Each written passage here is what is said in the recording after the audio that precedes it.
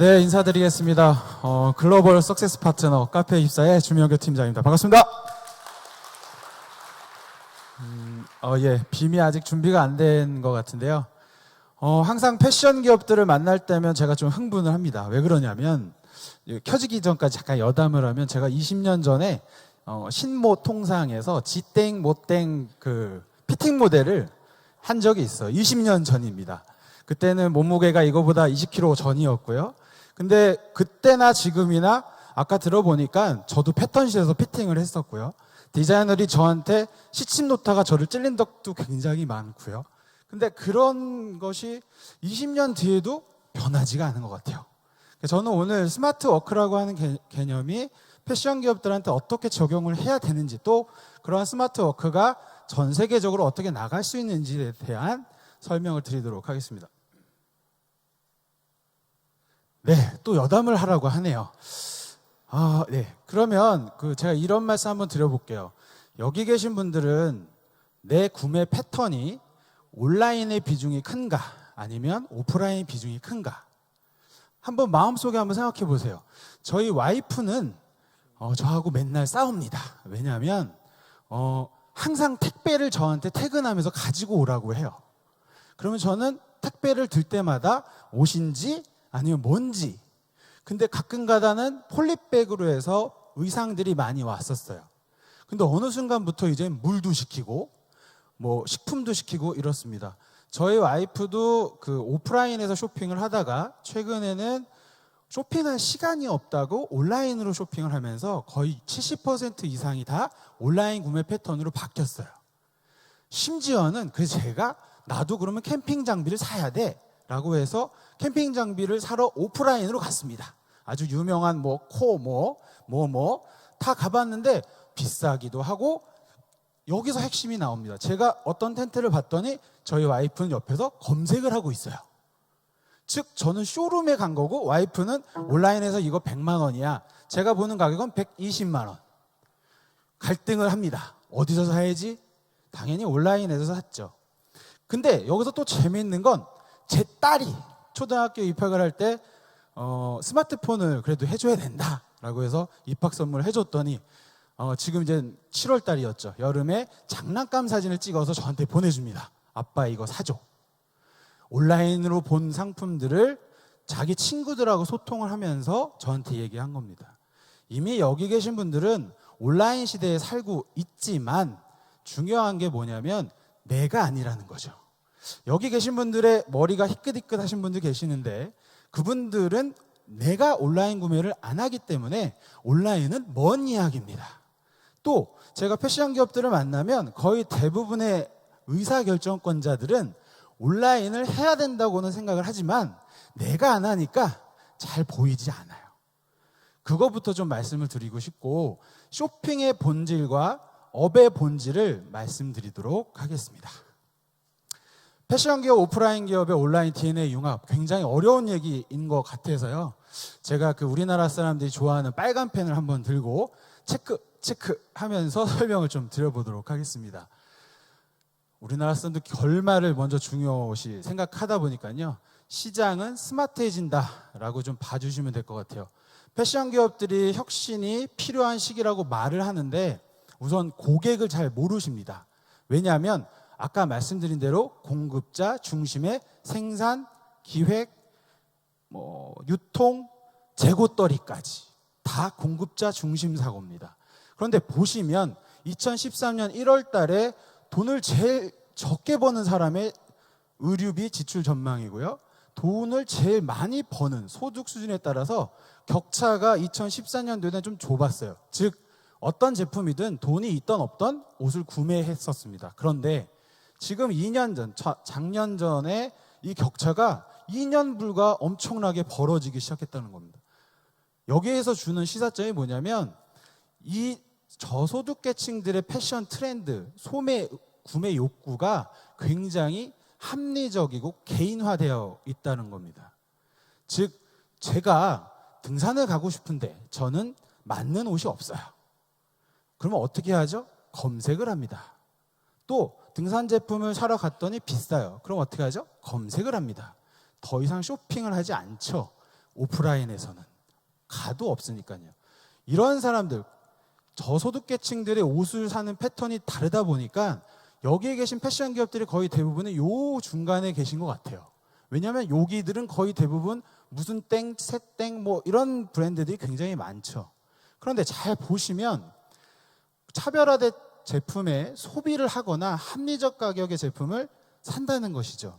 그러면 저 또 하나 질문 드려볼게요. 쇼핑의 본질, 쇼핑의 핵심은 뭐냐? 소유가 아니라는 겁니다. 여기 계신 분들이 무슨 좋은 브랜드를 하시면 아마 옷을 3년 이상 입으시는 분 계십니까? 저소득층들은 그냥 입고 3개월 뒤에 버리려고 합니다. 왜 이걸 소유해야 되죠? 왜냐? 비싼 옷이 아니기 때문에 소유 가치도 없습니다. 그럼 어떤 가치가 있냐? 스타일링된 가치입니다. 아까 앞서 발제자들이 얘기한 대로 저희 고객의 온라인 고객들은 옷을 하나 온라인에서 보면 즉시 품평을 합니다. 어떻게 해요? 카톡으로 보내줍니다. 야, 이 옷 내가 살 건데 37,000원이야. 어때? 그럼 자기네들끼리 막 단체 카톡 보내서 좋아, 안 좋아, 좋아, 안 좋아 이렇게 얘기를 하거든요. 그러고 나서 구매를 합니다. 왜죠? 구매 결정이 중요하기 때문이죠. 왜냐하면 여성분들은 아실 거예요. 이 옷 샀네? 머릿속에는 괜찮아? 그러면 머릿속에는 상대방이 어떻게 하죠? 별론데, 이뻐 이렇게 얘기하죠. 그런 것들이 싫기 때문에 소셜에서 이런 의사소통, 구매할 때도 품평을 합니다. 왜 그러냐면 소득수준이 낮기 때문이죠. 그러니까 굉장히 스마트해지고 굉장히 똑똑해지기 시작했어요. 제가 이 그래프를 보면서 제일로 좀 이건 뭐지라고 했던 게 2015년 5월 달에 무슨 일이 있었냐 아시죠? 뭐가 있었죠? 메르스가 있었습니다. 메르스 때 돈 많은 사람들은 구매 의사에서 큰 변동사항이 없었습니다. 그런데 저소득층 계층들은 그냥 아예 집에만 있었던 거죠. 그런데 작년에 산업통상부에서 전화가 왔습니다. 메르스 때 전자상거래 기업들은 매출액이 어떻게 됐습니까? 전년 대비 4%가 성장했습니다. 메르스 때 많이 몰락했다라고 하는 기업들이 좀 있는데 온라인 기업들은 그렇지 않았다. 즉 시장의 고객들은 굉장히 똑똑해지고 있다. 이렇게 보시면 될 것 같습니다. 또 빨간 펜을 한번 체크 해드릴게요. 자, 그러면 이런 스마트한 고객들은 다 온라인에 뭉쳐져 있습니다. 사이버 쇼핑의 어떤 추이를 보면요. 계속 이렇게 올라가고 있죠. 계속 올라가고 있고요. 또 백화점이나 대형마트 쪽은 거의 평타를 계속 유지하면서 점점 추이는 좀 낮아지고 있다. 이렇게 보시면 될 것 같아요. 이런 시사점은 뭐냐면 아까 제가 말씀드린 온라인에서의 구매 비율이 내 기업 매출의 온라인 비율이 비슷하다고 보시면 돼요. 즉 뭐냐? 내가 온라인에서 사지도 않는 CEO야. 근데 우리 회사의 매출을 봤더니 온라인 판매액이 없어. 거의 비슷할걸요? 어떻게 보면 그렇게 한번 봐주시면 될 것 같고요.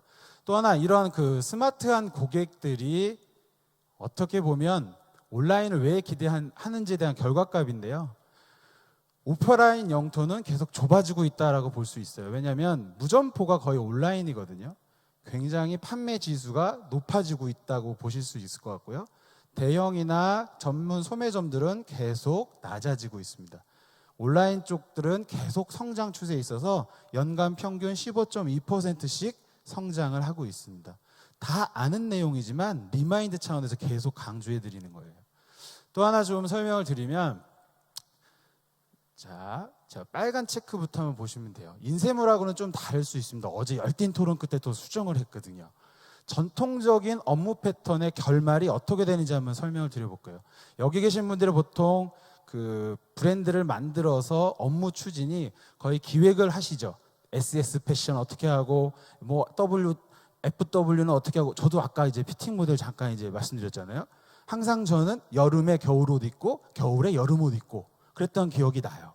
그런데 그렇게 해서 기획된 것들은 다 어떤 마인드냐면 공급자 중심의 사고입니다. 어떻게 트렌드를 예측할 수 있죠? 제가 말씀드리고 싶은 건 스마트 고객들은 데일리 트렌드입니다.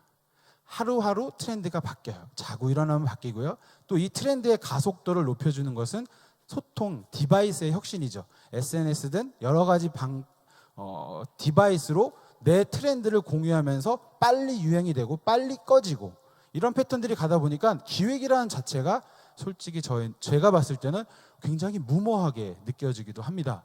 그런데 이 기획들이 온라인 기업들은 데일리로 합니다. 내일 못 팔지, 다음 주에 못 팔지. 그래서 오프라인 기업과 온라인 기업의 큰 차이점은 기획을 온라인 기업들은 위크로 합니다. 주간으로 합니다. 그런데 패션 브랜드의 굉장한 제도권 브랜드라고 얘기를 하시는데, 제도권 브랜드들은 다음 시즌 또는 내년 이렇게 이루어지고 있는 것이 좀 차이가 있고요. 생산적인 것도 대량 생산합니다. 온라인 기업들은 다품종 소량 생산 체제를 실현화하고 있고 그 생산 시스템을 4일 안에 만들려고 노력을 하고 있습니다. 아까 클리오 같은 그런 렌더링된 어떤 그 디자인 이미지는 바로 전자상거래에서 고객들한테 보여주고 사전 구매해서 제작이 들어갈 수도 있는 혁신적인 메커니즘이라고 봐주시면 돼요. 그런데 여기 계신 분들의 거의 공통점은 대량 생산을 한 다음에 안 팔리면 아울렛으로 가죠. 저는 고민이에요. 아울렛에서 간 게 신상품인지 여기가 신상품인지. 근데 고객들은 그걸 알아요. 그래서 백화점에서는 안 사고 내년 시즌 아울렛에서 사죠. 어떤 패션 브랜드는 아예 아울렛용을 만드시잖아요. 굉장히 소비자들을 솔직히 말씀드리면 기망하는 형태이기도 합니다. 유통 마케팅이요. 어떻게 보면 여기 계신 분들 내 브랜드 띄우려고 신문, 잡지, TV 막대한 비용을 투자하십니다. 제가 제일 못땡에 있는 유명한 광고기획사의 형님한테 물어봤어요. 의류 브랜드들 광고비 보통 얼마 쓰냐? 그랬더니 30억 정도면 15일밖에 못한다라고 하더라고요. 맞습니까? 30억을 투자해요. 그런데 다 누구나 알죠. 근데 매출은 안 올라요. 왜죠? 양극화 현상에서 그 TV 광고를 보더라도 구매로 이루어지지는 않는다는 그런 것들이 있습니다. 그러다 보니까 일반적인 매스미디어에서는 트렌드를 따라갈 수가 없는 게 있습니다. 그러다 보니까 자동차를 한번 보시면 자동차는 다 감성 광고로 가죠. 근데 아직도 패션은 감성보다는 어떻게 보면 실리 중심으로 좀 가는 경향들이 있지 않을까 싶어요. 살짝쿵 옆으로 빠지면 제가 전자상거래를 하다 보니 많은 업체들을 만나면 외국인들이 그런 얘기를 해요. 오, 검색을 하면 나는 코리아 결혼식장에 코리아 사람들이 결혼식장에서 입는 옷을 검색해봤대요. 그랬더니 등산복이 나온대요. 그래서 굉장히 재밌다. 이게 되게 서프라이즈다라고 하더라고요. 또 하나 아마존에서 보시면 처음에 그분이 책을 팔다가 제프 베조스가 책을 팔다가 생활용품 팔다가 지금 뭐 팔죠? 패션 팔죠. 왜 그럴까요? 검색이 늘어나기 때문입니다. 중국에서도 처음에는 아기용품 찾다가 지금은 한국 패션, 한국 의류, 한국 여성 의류가 바이두나 알리바바 티몰이나 이런 데서 검색량이 증가하고 있어요. 아까 빅데이터도 들어보셨지만 그 검색량이 어떻게 보면 시장이죠. 그게 트렌드인데 여기 계신 분들은 어떻게 보면 전통적인 방식의 MD가 하는 말을 믿고 CEO가 결정하는 걸 따라가고 생산은 그거에 맞춰서 대량 생산하고 재고가 남으면 어떡하지? 유통을 시킬 수 있는 방안을 찾고 있죠. 근데 온라인은 그렇지 않습니다.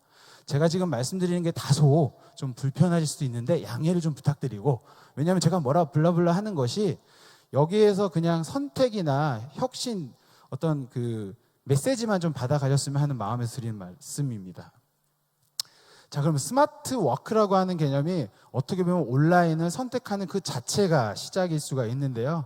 워크에 대한 개념에 3가지가 있습니다. 첫 번째는 트렌드입니다. 그리고 두 번째 스피드고, 또 하나는 IT 인프라가 필요한 게 사실입니다. 어떤 제도권 브랜드, 큰 브랜드에서 온라인을 하겠다고 하셨어요. 그래서 저를 만났습니다.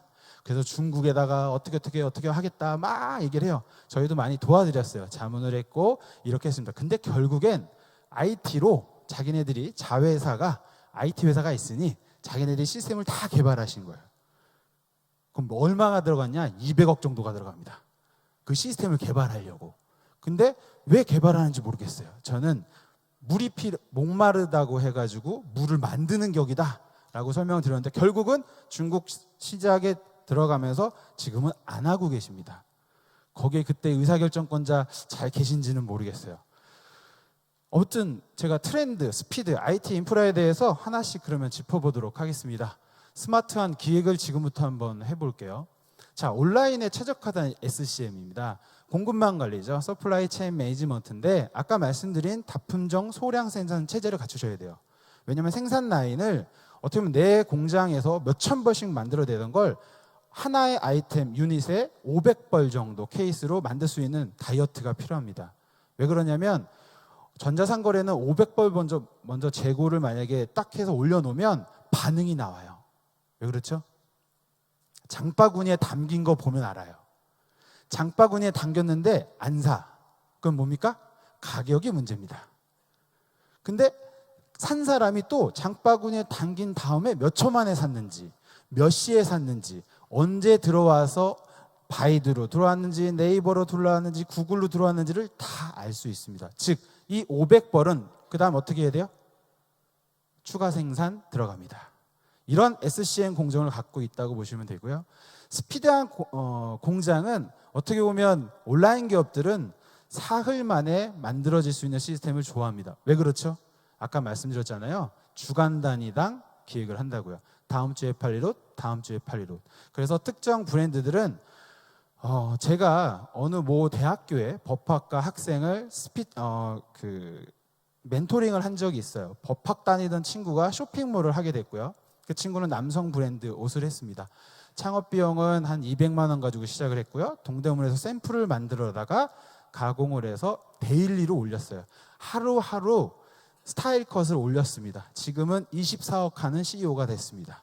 그리고 내년부터 일본에 남성 브랜드로 진출할 계획이 있습니다. 그 시스템이 가능했던 것, 여기 계신 분들이 저한테 그런 얘기를 해요. 야, 어떻게 동대문 옷을 띄어다가 내가 하냐. 근데요, 온라인 기업들은 그런 게 중요하지 않습니다. 스타일이 중요한 거지 옷이 중요하지 않아요.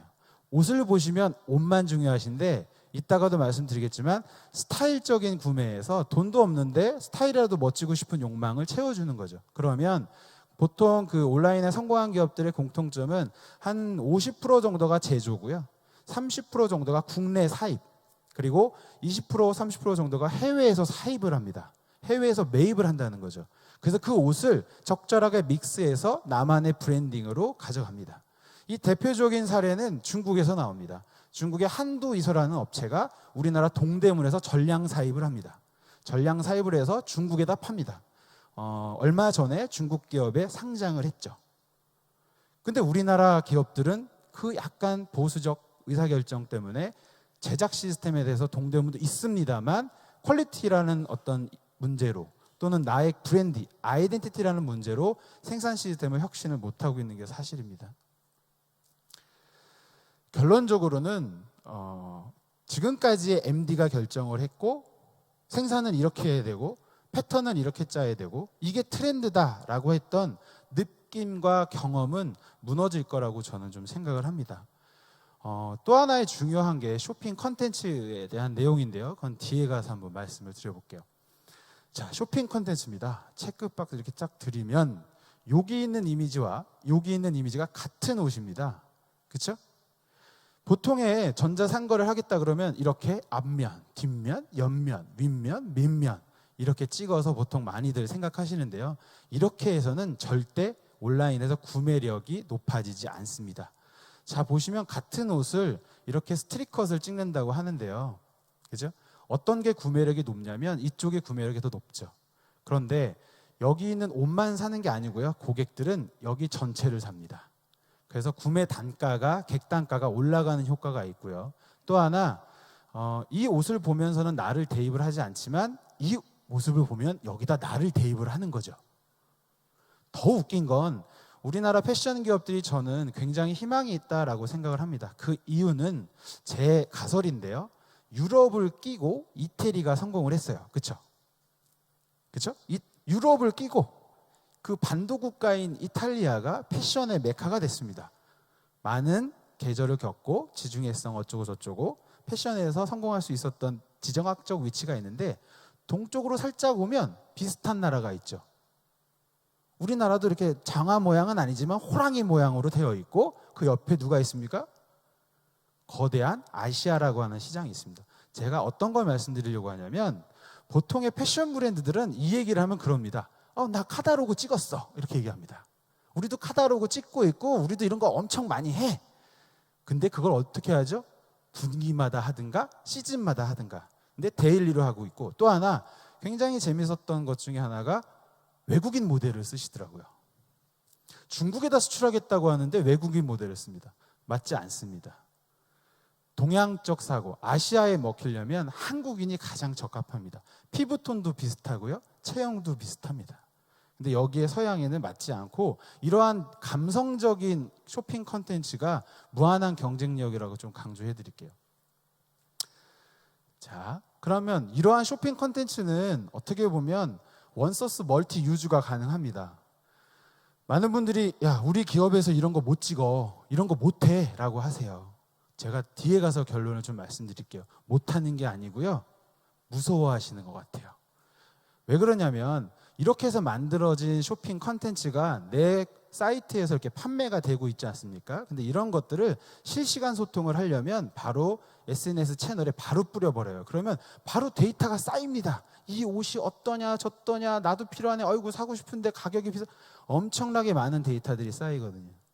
이렇게 하나의 소스가 다중으로 쓰인다고 하면 시간과 비용을 마케팅에서도 얻을 수 있다, 이렇게 보시면 될 것 같아요. 자, 시간 관계상 모바일이라고 하는 게 온라인의 핵심이고요. 모든 전자상거래 기업들이 최근에 60% 이상 매출액이 모바일에서 나옵니다. 또 공통적인 건 모바일에서 장바구니에 담기는 게 너무 행복하고요. 어떤 분들은 저한테 그런 얘기해요. 해외 진출했을 때 새벽 3시에 미국에서 구매했다고 문자 날라오시면 기분이 어떨 것 같아요? 상상을 한번 해보세요. 내 옷인데 자고 있는데 설정해 놓으면 되거든요. 해외에서 구매 고객이 딱 오면 딱 문자가 와요. 근데 딱 보니까 주소지가 어디예요? 아메리카야. 얼마나 좋겠습니까? 모바일로 가능한 세상이고요. 빅데이터적인 거 아까도 말씀드렸지만 제가 이렇게 하나 이건 강조해 드릴게요. 전자상거래에서는 20대를 다 하겠다, 30대를 다 하겠다, 40대를 다 하겠다, 다 필요 없습니다. 검색되는 거 보시면 아까 저를 비유하면 뚱뚱한 사람 옷, 이거 한 점입니다. 이 점으로 시작해서 사이즈를 점점 그러니까 파이수를 키워가는 건데요. 예를 들어서 여성 20대 여성이면 20대의 44 사이즈 여성, 66 사이즈 여성 다 다르죠. 점으로 시작하는 타겟팅이 굉장히 중요해서 굉장히 디테일한 세분화가 좀 필요하다라고 좀 강조해 드릴게요. 아까 말씀드렸고요. 이 그 24시간 정도 열린 공간은요. 모 브랜드는 IPO라고 그 인천에 가면 국제우편물류센터가 있어요. 그 국제우편물류센터에 가면 하나의 브랜드는 190개 국가에 수출을 합니다. 뭘로요? EMS로요. 그래서 그 IPO 담당 그 공무원께서 저한테 이 기업 누구냐고. 그 기업이 바로 스타일란다입니다. 그 기업들은 24시간 확장되어 있기 때문에 언제 어디서든 누구나 구매할 수 있는 거죠. 여기 계신 분들이 많이 해외 진출 고민하시는데 그럴 필요가 없습니다. 5천만 명 가지고 사시겠습니까? 70억 가지고 살 수 있는 편한 방법이 있습니다. 그런데 시도하지 않죠. 저도 다이어트 해야 되는 거 알고 있어요. 근데 다이어트 잘 못하는 것처럼 여기 계신 분들도 온라인으로 가야 되는 거 아는데 잘 못 가는 것 같은. 근데 어쨌든 다이어트 필요하듯이 도전은 좀 필요한 것 같습니다. 자, 한류에 대한 얘기를 짧게 해볼게요. 여기서 한류 나 영향 받았다, 한류의 덕을 봤다 별로 없으실 것 같습니다. 그런데 온라인 기업들은 얘기가 좀 다릅니다. 전자상거래로 보통 드라마를 한 편 보시면 그 드라마의 키워드에 관련된 검색을 하고 관련된 서칭을 해서 어떻게든 구매를 하십니다. 한류의 효과죠. 근데 어떤 브랜드는 내가 PPL을 해서 그 드라마가 중국에 반영이 언제 될까요?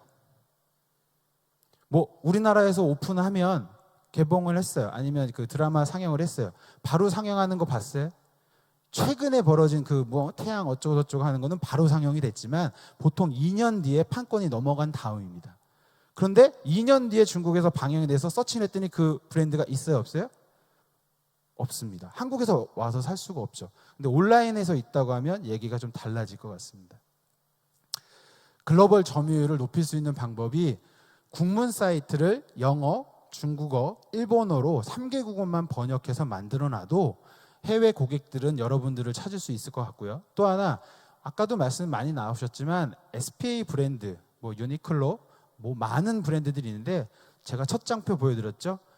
돈 없으신 분들의 가성비 시장, 글로벌도 마찬가지라고 보시면 돼요. 자, 그러면 이제 좀 숨가쁘게 넘어왔는데 해외 진출할 때 어려움들이 많습니다. 경험 부족, 디자인, 마케팅, 많은 것들이 걱정이시고 궁금하신 게 많을 거예요. 그런데 최근은 IT 기업들은 창조적 파괴에 대해서 많이들 생각하시는데 BPO라고 해서요. 비즈니스 프로세스 아웃소싱 시스템이 너무 잘 돼 있는 게 IT 기업들의 공통점입니다. 아까 클리오나 저희하나 빅데이터를 분석하는 많은 회사들도 그거를 서비스로 제공하기 때문에 그런 기업들하고 어떻게 협업을 하느냐에 대한 게임입니다. 그래서 이런 것들은 다 되어 있다라고 보시면 돼요. 온라인 진출 어떻게 할 거냐? 제가 이쪽 출신이기 때문에 자신스럽게 말씀드리면 저희 쪽하고 얘기를 한번 해보시면 될 것 같습니다. 자, 왜 되느냐? 준비, 구축, 노하우, 블라블라 엄청나게 많은 과정들이 있습니다. 경험들이 많고요. 저희 고객사가 100만 기업입니다. 거기에 5명씩만 일해도 온라인몰에서 500만 명의 일을 하고 있다고 자부하고 있는데요. 그 500만 명을 뒷받침하는 게 저희 회사 1,500명이 셋업이 되어 있고요. 준비, 구축, 노하우, 통합 마케팅까지 다 카운셀링이 가능하다라고 보시면 될 것 같고요. 또 하나 제가 어떻게 보면 저희 회사 대표에서 자랑을 하면 해외 진출할 때 파트너들이 저희가 아니라 이러한 글로벌 네트워크입니다. 중국 하면 생각나는 게 무엇이죠? 바이두 알아야죠. 위챗 알아야죠. 또 알리바바 알아야 됩니다. 미국으로 가면 누구 알아야 되죠? 구글 알아야죠. 아마존 알아야죠. 일본으로 가면 누구 알아야 돼요? 요즘에 일본 별로 그렇게 생각 없으신데 우리 고객사들이 지금 일본 매출이 급상승하고 있습니다. 중국 얘기하시는데 일본에서 매출이 나오거든요. 그게 라쿠텐도 아셔야 되고 야후를 아셔야 돼요. 그렇죠? 그런 것처럼 이러한 다국적 네트워크 기업들이 카페24하고 연동되어 있거나 다 협업 파트너로 되어 있어서 어떻게 보면 전자상거래 가겠다고 하는 것은 이들 기업과 함께 한다라고 보시면 될 것 같아요. 말씀드린 스타일 난답니다. 결론만 요거 하나 말씀드릴게요. 온라인으로 시작해서 오프라인으로 갑니다. 여기 계신 분들은 오프라인으로 시작해서 온라인으로 가시잖아요. 반대입니다. 전 세계에 27개 매장이 있습니다. 홍콩, 일본, 미국 이게 다 있죠. 근데 신기한 건 온라인 브랜드를 백화점에서 선호한다는 겁니다. 백화점에서 나는 나가래. 근데 누구 들어오라 그래요? 여기 들어오라고 합니다. 왜일까요? 중국인들이 와서 찾는 브랜드가 온라인에서 경험을 해야지만 찾습니다. 그렇게 보시면 될 것 같아요. 자, 스타일 난다뿐만이 아니고요. 66걸즈나 미야마스빈 그리고 호핑 요즘에 엄청나게 잘 나가고 있는 기업들입니다. 믹스엑스 믹스 다 처음 들어보셨죠? 다 온라인 브랜드입니다. 제가 이런 말씀 해드릴게요. 그럼 결론이 뭐냐라고 하시는데 지금부터는 좀 시간 관계상 딱 말씀드릴게요. 5가지의 유형이 있는데 적으세요. 첫 번째, 트렌드를 알 수 있는 스타일리스트가 필요합니다. 스마트라고 하는 건 인재에 대한 채용이라서 스타일리스트가 필요해요. 이 스타일리스트는 MD가 아닙니다. 두 번째, 모델이 필요합니다. 이 모델이라고 하는 건 연예인을 얘기하는 게 아니라 내가 데일리 컷을 찍어줄 수 있는 내가 타겟팅, 세분화한 타겟팅에 적합한 모델을 선정하시는 겁니다. 만약에 66 사이즈로 내가 온라인에 도전한다고 하면 누가 필요해요? 66 사이즈 모델이 필요합니다. 아까 뭐 더미를 얘기하셨는데 해외 사람들은 덩치가 더 커요. 만약에 그걸 타겟으로 갔다면 그 모델이 필요합니다. 모델이 중요하고요. 세 번째로 이거를 잘 찍어줄 수 있는 누가 필요하죠? 촬영하는 사람이 필요합니다. 네 번째로는요. 이 촬영된 이러한 이미지들을 이쁘게 뽀샵 처리한다는 게 아니고요. 잘 쇼핑 컨텐츠와 만들어줄 수 있는 컨텐츠 디렉터가 필요하고요. 그죠? 네 번째로 뭐가 필요하냐면 배송도 서비스입니다. 배송, 감성적인 서비스, 배송 딜리버리를 맞춰줄 수 있는 SCM 전문가. 이 5개의 스마트한 인재가 필요합니다. 그러면 이 5명에 대한 걸 어떻게 하냐고 많이들 질문하시는데 잡모모에 들어가셔서 서칭 한번 해보세요. 엄청나게 많은 사람들이 이미 존재하고요. 스타일리스트는 3년 이상 경력이 되신 분들을 채용하시면서 이런 것들을 검토하시면 어느 정도 타당성은 다 그분들이 더 잘합니다. 결론적으로 제가 말씀드리고 싶은 게 여기 계신 분들은 경쟁력 있는 한국 제품을 갖고 있어요. 그런데 나만 모를 뿐이죠. 더 중요한 건 제가 많은 패션 브랜드를 만나보면 그렇게 얘기합니다. 나는 이걸 하고 싶은데 우리 직원들이 반대할 것 같아. 또는 부서 간의 칸막이로 인해서 의사결정을 못 하세요. 우리 생산 시스템은 이래서 안 되고 우리는 MD가 반대하고 뭐가 반대하고 못 하세요. 근데 이 말씀을 마지막으로 드릴게요. 온라인 진출은 어떻게 보면 세컨 브랜드로 시작해 보시는 게 답이지 않을까 싶습니다. 아주 좋은 새 술은 어디다 담아야 됩니까? 새로운 잔에 담아야 됩니다. 왜냐하면 저도 제 업무가 있는데 다른 거 하라 그러면 저도 싫을 것 같고요. 큰아들로 100년 만년 사실 수 없습니다. 큰딸로 100년 만년 살 수 없어요. 왜 우리나라 한류를 일으켰던 엔터테인먼트계가 이러한 아이돌 공장이 돼버렸냐면 아이돌 하나가 브랜드죠. 그런데 소녀시대로 100년 만년 가시려고 하십니까? 아니요. 둘째, 셋째, 넷째, 다섯째를 온라인으로 시도하다 보면 대박나는 하나의 또 엑소 같은 브랜드를 만들 수 있지 않을까. 그래서 이 5명의 직무와 스마트한 인재들을 가지고 세컨 브랜드로 온라인에 한번 도전해 보시기 바랍니다. 고맙습니다. 박수. 감사합니다.